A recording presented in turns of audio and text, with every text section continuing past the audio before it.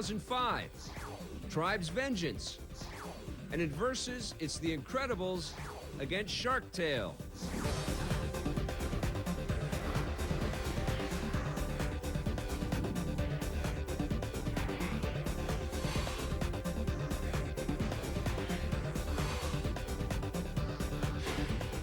Some of the games we look at in Reviews on the Run are intended for a mature audience. Please pay attention to each game's ESRB rating.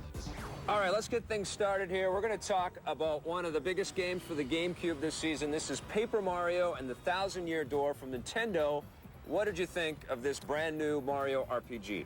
Light a candle, right? Get yourself comfortable, put on some slippers, get a nice comfortable seat, because when you put in this game, you're gonna be reading a book. Okay, understood. But you gotta give credit to the storyline and the storytelling. The storyline is saving the princess. The storytelling in the game is terrific. Do tell why it is so fantastic. I'll tell you why. Is it the intriguing storyline? Yeah, the storyline's terrific. Saving the princess once again. You gotta give credit to the storyline and the storytelling. The storyline is saving the princess. The storytelling in the game is terrific. The script is great. I agree with you. It's time for Nintendo to make voiceover games. So I'm asking. I think that would be great. A lot? But if you're going to read a script in a game, it helps if the script is this good. If you're going to read a script in the game, you know, the communication between the characters. That's not part of games it still anymore. Is. Apparently, it still is. But, and it still works. Yes, I agree. I'd like it to be more like Fable, where everybody's talking to you. But thank you. I did enjoy the dialogue in the game. The characters all had their own distinct personality. There's a lot of humor.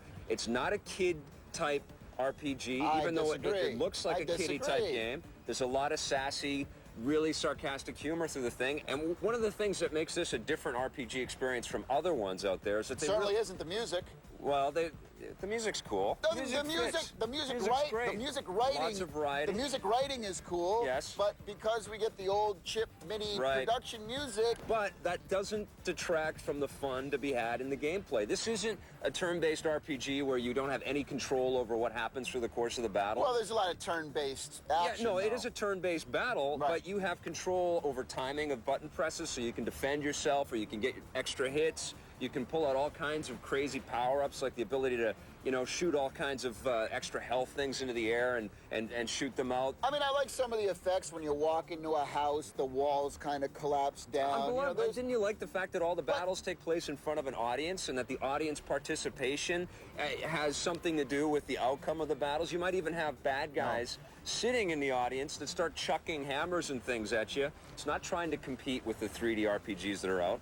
We know. It's not a Final Fantasy. It's not a Fable. Correct. It's its own animal. Because those are good, popular games. This is a great game. It's a totally unique experience, but it's really true to the Nintendo philosophy of gameplay. There's a lot of platform-style gameplay in here. There's lots of puzzle solving. You know, the environments are really sort of branching and spread out. There's a lot of backtracking. But there's a variety in there with the amount of different interactions you have, because you pick up buddies and they change the course of dialogue and the way that everybody interacts with everybody. Well, you know, I would just go on record as saying that, you know, this type of game isn't made for gamers such as myself. Well, you don't like it. Well, yeah. That's what you're saying. You don't like it. Correct. But there are people out there with an open mind that may, you know, appreciate Grand Theft Auto or Fable or something like that. If they give this game a chance, they're gonna find a lot of fun to be had in there. I got to give it a 5. I think it was an average game in this day and age. I had an average time playing it. It's a 5. I love this game. I think it's fantastic. It's definitely one of the best GameCube games of the year. 9 out of 10. On the positive side, Paper Mario features some terrific dialogue between the characters. The two-dimensional graphics in the game are very unique and refreshing. And probably the best thing about Paper Mario is the game's sense of humor. It's a terrifically funny game. On the negative side, I play games to play games, not to read them. The music, although well composed, unfortunately suffers from MIDI chip music production. And you know the deal with me in these types of games. I've never liked them, never have, never will, so take it all with a grain of salt. All right, well, stick around. We're coming back with some hockey action after the break. It's Gretzky's NHL 2005 after this. Hey.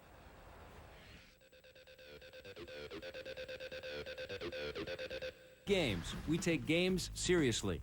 You know, with all the great action-adventure, character-based platform-style games out there that came out in the fall and winter 2003, there were a lot of casualties that definitely deserved your attention. And here's another one. This one's called Kaya Dark Lineage, and it features some really nice graphics and a very cool wind effect, which was something we hadn't really seen in these platform-style games there. You could actually do some sort of like sky surfing and, you know, jump into the wind and do some really cool falling animations and stuff like that. And then there was also this little hoverboard type deal, you know, like something you'd see out of Back to the Future Part 2. You could actually jump on this thing and float and fly down and do some tricks and some stunts and stuff like that. I really hated the cutscenes in this game because the voices were so lame, but the actual gameplay and the look and feel of this game, very impressive. If you're looking for some platform and fun with a pretty decent character, go check it out. Kaya, the Dark Lineage.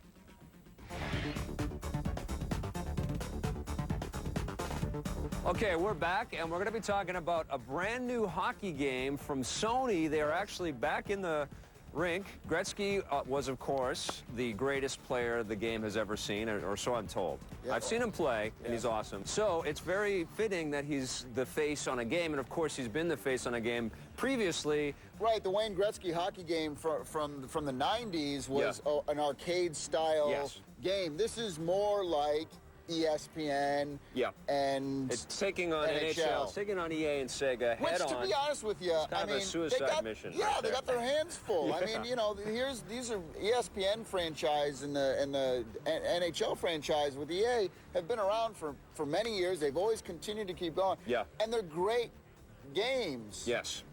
But I gotta say, all that being said, I thought Sony did an excellent job of bringing this first-year hockey game to market. The transitions, the cutscenes for the different replays on the ice. I mean, the presentation. The fans look pretty cool. I got to say, I believe that this is, in my opinion, these are some of the best fans I've seen. It's very nice. In the game. I mean, they all have individual animations. Right. You see the camera flashes going on when they do swoops. The replays are really well done. The sound is pretty tight as well. The sound is excellent. You know, when the guys come out, the presentation in the beginning, when they're all skating out. I mean, it looks like you're watching it on TV. You see the fog going out, you know. I mean, they spent some serious money on the visuals and the audio elements for the game. Yeah. They, you know, getting Gretzky involved wasn't a cheap thing, I'm sure. Yeah. This isn't a horrible playing hockey game. It's actually, you know, it plays quite well. Yeah. It just doesn't stack up to the other guys. And where it really is a big letdown is controls. It's just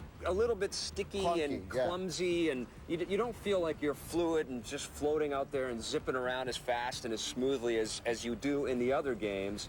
They added some cool visual effects, like having the reflections of the players on the glass. Yeah, I but thought that was cool. Too much. It's just ridiculous, and it just becomes like, whoa! It's like a funhouse mirror effect. And the other thing too is that the default camera, they've tilted it down so you get all the on-ice action, and it's supposed to differentiate it from the other guys, but it's pretty much unplayable. I mean, you need to tilt the camera up to be able to see where everybody is. But one of the big things about this game is that the massive online play, they really focused heavily. Sony's really doing some great stuff with their online stuff. You can play up to 64 different teams in a tournament together, which I think is very cool. And the other big thing, though, is that it has iToy support. Right. Sony, you know, doing iToy. Awesome. So you can take a picture of your head and put yourself in the game. What I did is I took a picture of Vic's head, put him in the game, so I could beat the snot out of him with a hockey stick. That's nice. I love when you do that. It's fantastic. One of the things that really bothered me was the commentary. I mean, there's lots of stitching issues, and they just don't have the excitement. I hope he still remembers his name after that hit. It's pretty good this time, but, you know, page 44 and Sony are probably going to come back with some really hot games. And you give it a? I'm going to give it a 7 out of 10. I'm giving it a 7.5. On the positive side, the presentation, including the menu screens for this game, were really well done. The online play is pretty in-depth. And hey, we's got Gretzky. On the negative side, the commentary needs quite a bit of work. Found the controls a little bit clunky and sticky. You don't want that on a hockey game. What's up with those weird funhouse reflections on the glass? So while we're on the subject of the PS2, why don't we talk about Sony's brand new mini PS2? Spelled P-S-T-W-O. Well, I don't know Similar if to they've the officially... PS1 That's was what everybody's 01E. talking about it in the industry, but I don't know Yes. if they've officially named it that yet. Well, that's what I just officially named it on Okay. national television. Sounds good to me. From here on in. What do you think of this little guy? I guess this younger brother of the original Well, I mean, PlayStation 2. well, here's the great thing about this new thin PS2. It looks sexy and it's small and you can take it with you and it's travel size. Yes. But the other great thing about this Yes. is that the old PS2 Yes. didn't have the best DVD playback No, it didn't. out there. Now we have But- progressive scan built right into the new PS2. Huh? And they've got the little infrared remote sensor thing, so if you have the remote control, you don't have to find that other stupid widget thing and stick it in there. And the price tag of $150, I gotta Sweet. say, is very reasonable. I would have liked to have seen them do a bunch of different colors, though, Yes. on launch. There's rumors that maybe they're going to, but, Right. you know, give me metallic silver and Right. give me, you know, lime green, Oh, I'd love a lime green. bright orange. You have to buy a new multi-tap to I mean, use that's- this thing with that's- 4 players. That's the PlayStation Crazy. 2. I hope they fix that on the PS3. Absolutely nuts. Can't use the hard drive with the new PS2. I think they did a great job. It was definitely overdue. Would have liked to see more covers. You gonna recommend it? I'm going to recommend it, absolutely. I'm giving it the big R as well. I'm recommending it as well. On the positive side, the design of the new PS2 is unbelievably sleek and small. The DVD playback on this unit is much, much better. And with the price tag of $150 US, you can't go wrong. On the negative side, how come you gotta buy a new multi-tap? You can't use the PlayStation 2 hard drive with the machine, and it would have been really nice if they had shipped some different colors. All right, stick around. When we come back, it's a giant robot action game, Tribes Vengeance. Back in 1996, Nintendo launched the Nintendo 64 with Super Mario 64. Seriously, one of my favorite games of all time. The DS gets Super Mario 64, a brand new version of a classic game that I've always loved. The DS's stylus is used to full effect here. They've got all kinds of great little mini games, and then you could also use this thing to control your characters when you're actually in the adventure game. That's what's so great about this. It's not just the traditional Mario 64 adventure. You get that with new characters to play, but you get these mini games, and you also get an additional multiplayer game where you actually have everybody racing and beating up each other, trying to collect as many coins as they can in various Mario 64 environments. I'm loving this. I'm just barely scratching the surface. This is a terrific cartridge and definitely a must-buy for this system. I'm giving Super Mario 64 DS 10 out of 10. What else could I give it?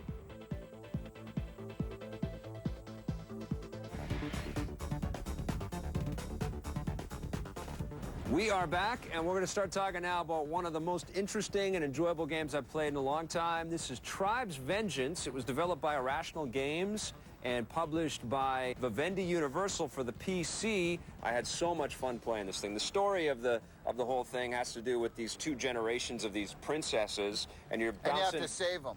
No, you are them. So you're actually playing I'm a as them. princess? Yeah, you're playing as these warrior I think princesses. you're a princess.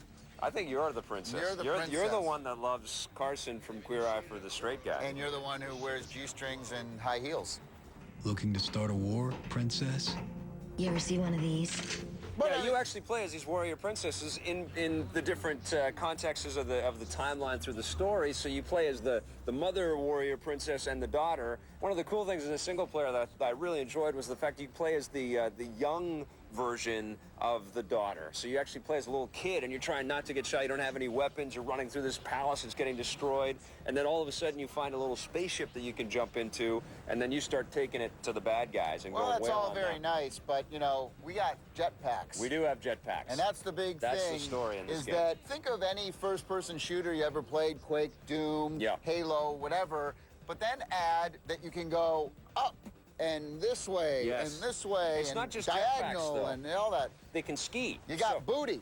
you got some ski boot action going on there. Booty. And grappling hooks. So it adds a whole new challenge and sort of different Right. ways, different dynamics to the game. The grappling hooks are hilarious because, you know, you're speeding along at jetpack power. Yeah. Then you take a grappling hook and you're like, whoa! It's really cool. It's Very a very cool. unique thing. Environments in the game are very expansive. You know, Well, they I'll reach tell out you- forever, and you've got mountains that you can ski up and fly off But of. you know what? There are some long-ass load times in this game. There's a lot of stuff loading in. I agree with Long-ass. you. They are long ass. Long That's ass. the technical term. That's right. Yeah. Now, the other big part of this game is, of course, the multiplayer online. Unbelievable. Now, you can have up to 32 players Yep. going online.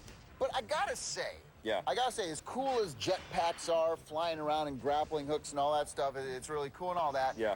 It gets very chaotic. It does. mean, you get Well, the problem is- killed and you don't know where it's coming from. Well, here's you know the what I mean? thing. There's a lot of fanatical players of the Tribes games, Yeah. and they're so damn good at this Yes. thing. It's intimidating. Yep. So what you want to do when you get this game is play through the single-player campaign, because in addition to being a cool story and there's lots of interesting things going on and there's lots of great things to see, it's also like training missions. Right, You well- get to understand and appreciate every different facet. That's the thing, is that you can't put any bots in the multiplayer, meaning you can't Yeah. put any computer-controlled enemies in there, which would have been nice because you could have jumped in and just practiced Yes. on your own and stuff. But they do have these like arena-type modes in the single-player missions, which sort of emulate what it's like to play against But it's others. always nice to, like, you and a buddy get on against 5 other, Yes, you know, agreed. artificial people or whatever. Now, it does come with a map editor as well, so you can go in and create your own things. And I like some of the levels in Tribes Vengeance, you know, ruined cities Yeah, they're or beautiful. caves or the Colosseum.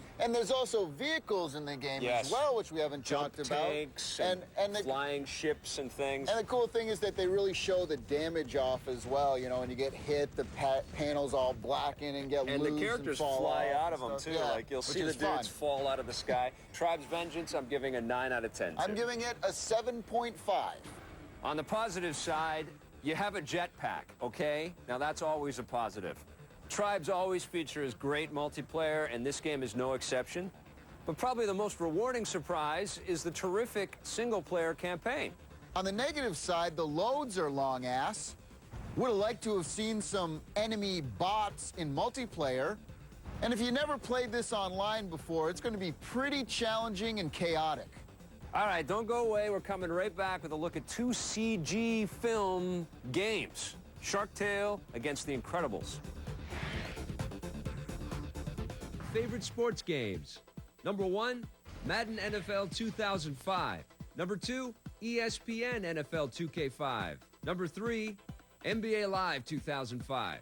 Number 4, NFL Street. And number 5, NBA Ballers.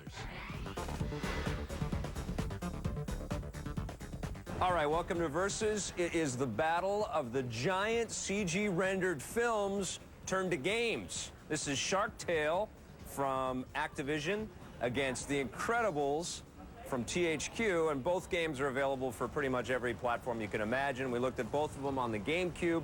What did you think of the graphics for these two games? Yeah, well, you know, I thought the graphics for both games were both quite adequate. You Yeah. know, I don't think any of the games really outdid the other. I thought the fish animations in Shark Tale were actually pretty They did good, look pretty especially good. on the main fish. You know, the thing was all I like flapping in the wind. that they used, I mean, this was obviously from the film, but I like the idea of them using fish as buses and traffic, you know? Right. And little Oscar, you play as a little Oscar character, gets run over by these bigger fish and stuff like that. I thought that was pretty funny. That was Yeah. pretty cool. Yeah. You know, visually, I think if you're fans of the films, you're going to dig the look of both of these games, but, you know, The Incredibles, to me, I'm more into superheroes than I am in fish. Well, you know? that's a given. But Yeah. yeah, I would have to give the small edge to Incredibles, but they were both adequately well done. Audio-wise, how do you think Shark Tale did against The Incredibles? Yeah, well, you know, the music from The Incredibles was written by a good friend of mine, Michael Giacchino, Right. who, oddly enough, was a video game composer. Yes. Who went on to do music for television, like Alias and Lost. Yes. This is like a first major motion picture Right. that a video game composer worked on. So all the music, I think, is really excellent. Well, I mean, what's cool they had about a it- whole spy big band vibe going It's on. very you know? 60s. I was surprised that it went that way, but it seems to fit the style of the film and the game really well. It's Right. very kind of It's 60s different. spy kind of thing. Now, Shark Tale, what they've done with that is they got all these licensed Licensed tunes, disco music. Which was pretty funny as well. I mean, Absolutely. it was pretty cute, and you know, You the got- way they put that, you know, all these Jamaican Caribbean tunes in some areas, and then they have the Fat Boys. Yes. I did like the fact that The Incredibles had Samuel L. Jackson in there for the voiceover. The voices were great. Missing the Holly Hunter voice, though. Craig T. Nelson. And Craig T. Nelson would have been nice. He didn't show up, which is, you know, they got sound-alikes, but it's always better when they have the real actors. And the guys in Shark Tale, I mean, where's Will Smith? So, yeah, I mean, you know, I'd say overall I did like the original music more so in The Incredibles, so I'd have to give the audio nod to The Incredibles. I think so, too. I thought the audio in The Incredibles was a little bit better. Now, in terms of gameplay, how do you think these two stacked up against each other? I thought both games were really skewed towards a younger audience. Yeah, way too young. You know? I mean, Shark Tale, I can kind of understand that they wanted to, you know, to include Grandma and the kids and everybody into that, because it seems a little bit more kind of, you know, general audience type kind of a film. Right. The Incredibles is actually skewed to a little bit of an older audience, so I was a little bit surprised to see it being such a It's more of a simplistic game. Yeah, See, but I like that. I didn't. I like that was you know, really like Crash bugging me. Bandicoot is a pretty simplistic game Yeah, as but well. Crash Bandicoot is loaded with all kinds of finesse and detail. But didn't you think, like, you know, the fact that, you know, you had to use, like, the different powers of each of the different characters, you had to stretch onto something, so it you're was way swinging too like by the numbers. Spider-Man I felt like I was being sometimes. led by the hand. I think they did a great job by adding all of this variety and all these different choices and characters. It's just not finessed as much as I thought it should be. I didn't mind the gameplay in The Incredibles. And I didn't mind it. It wasn't good enough for me, though. I didn't mind the gameplay in Shark Tale either. I have to say I was more pleasantly surprised by the stuff in Shark Tale, although I didn't enjoy the content nearly as much as The Incredibles. So who would you give the nod in gameplay to? Yeah, I would say it's probably a tie. I think that they both did some things well in the gameplay department for both games. I was really expecting to like The Incredibles a lot more than I did. So what do you give overall? Overall, I would play The Incredibles more. Okay. But I don't necessarily think it's that much of a better game. I like The Incredibles, you know, slightly over Shark Tale. I thought they're both well put together games. They are what they are. I would prefer to play The Incredibles more than Shark Tales. I'm giving The Incredibles a 7.5. 7.5? Yeah, I thought it was good, simple fun. I think that's too high. I'm giving The Incredibles 6.5, and I'm going to give Shark Tale a 5.5. I'm giving Shark Tale a 7. So there you have it. Two giant CG movies square off against each other in the video game world, and we both like The Incredibles a little bit more. Today on the show, we took a look at Paper Mario and the Thousand-Year Door. This is a very fun and very funny RPG, but be prepared for lots of reading. Gretzky NHL 2005. Cool presentation and great online play, but there's some pretty clunky controls in this one. Tribes Vengeance. Awesome jetpack action in this game, but be prepared for a pretty steep learning curve. And in Versus, it was The Incredibles, which features lots of cool superhero characters to play as, against Shark Tale, which has some funky music and fish masquerading as traffic. Tommy and I dug The Incredibles just a little bit more. Level design and look to them, and then all the mini games in Shark Tale also have their own sort of look and their own. The Grim Reaper is coming!